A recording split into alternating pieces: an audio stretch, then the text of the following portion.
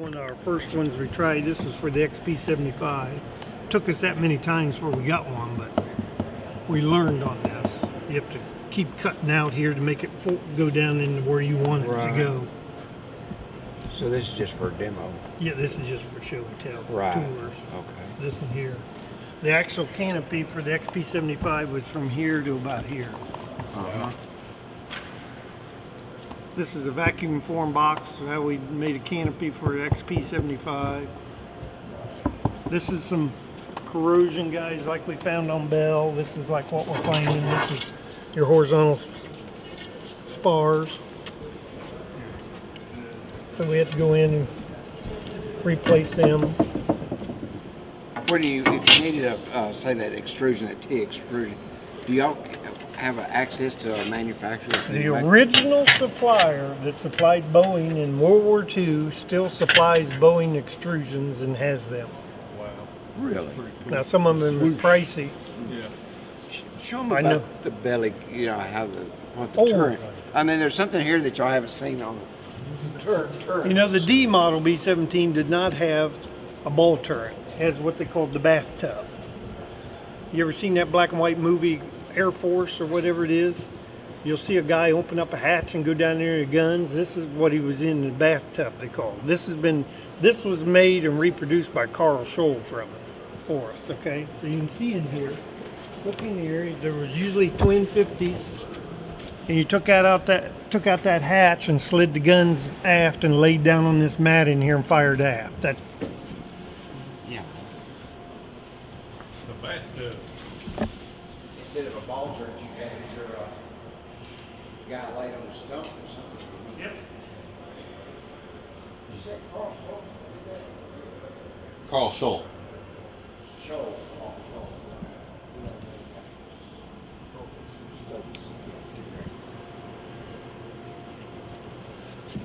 So this is the oldest B-17. What's that? This is the oldest B-17 in existence, a D model. There's a shark's fin tail, see? No tail turret, no tail gunner. You have the bathtub, no upper turret. You can see the difference. This was later on in the war General Brett's hack. And he had a big leather armchair seat that would sit up here in the nose, and he would sit there and smoke his cigars while they flew in places and look out the nose. Now, I have that armchair. It's down in collections. Oh, you do? It's amazing, you know, what y'all have come up with. After the war, you think that chair would have been... There's something in there looking at us right now. Look on top of that instrument panel thing right on there. You see that dove? She's got a nest. For the last 3 years in a row, she's made a nest. Really? I see her. Wow, that's too cool. Appropriate for the swoosh. Yeah. And that's all the rest of the airplane right there? Yeah, this is all the rest of Swoose. We had to go to the Smithsonian and disassemble. We had to draw out part of her trailing edge of the wing to transport a B-17 across the road. It won't even go in a C5. This is a rudder for equal to the SB-2C Helldive. But this is for an A-25, Army Air Corps A-25, which is the same airplane. No blueprint exists for one of these. It got misplaced in the National Archives. So when we seen this picture in a magazine of the Navy dredging this thing up in California about 8 years ago, our director at the time called and asked whether we could borrow that rudder off of it. And that's what you see is how corroded it was. Anyway. So my sheet metal man, these are some original parts. He's reverse engineering of it, all of it. And these are parts, this is how he formed the spar, made a maple die. He makes a template, and we have a big 3-story press down the way that comes down and presses it with rubber in the top, and it's called hydroforming.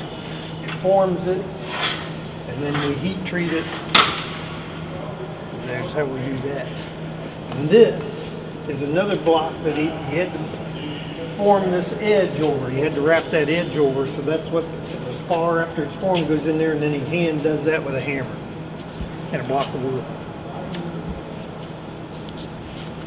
This is Tim. Tim's doing that? Yeah, this is Tim's project. He's comes in. he's helped.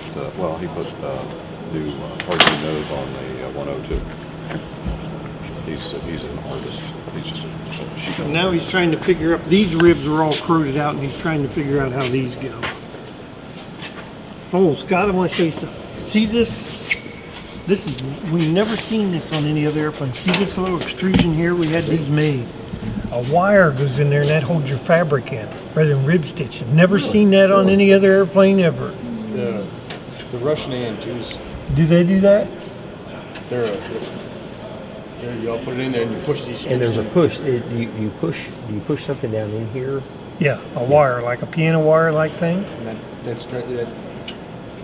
you don't have to It's tie similar it. to how the EM2's done. Yeah. Not exactly, but Right, yeah. it's a real similar process. Never seen that before, Scott, till this.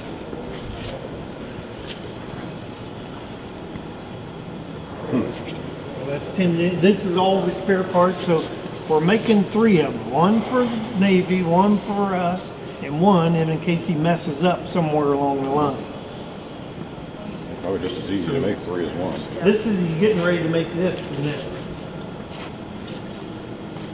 This here, this is gonna be, and the way he's gonna do that, he thinks he's gonna do a big version of this. Let me show you this.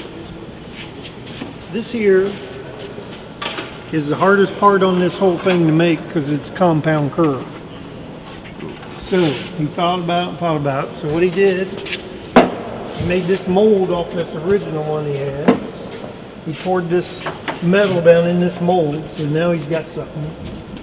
He takes 2 hydraulic jacks and he sets that mold on top of the 2 hydraulic jacks. He locks the sheet metal down in this here and then he starts jacking. And this is called stretch forming. And you can see here with his pencil marks, the part he needs. And this is the new part. How long does it take him to form? After he's got after he's got all this done and he goes into form one, how long does that take then? Oh, just a matter of a half hour or so on these So bottle he can jacks. make this part quick right here. Right once now, you get all this. Yep. once all this, but now he still has to do this, bend this over, and that's what this is. So he could probably make it.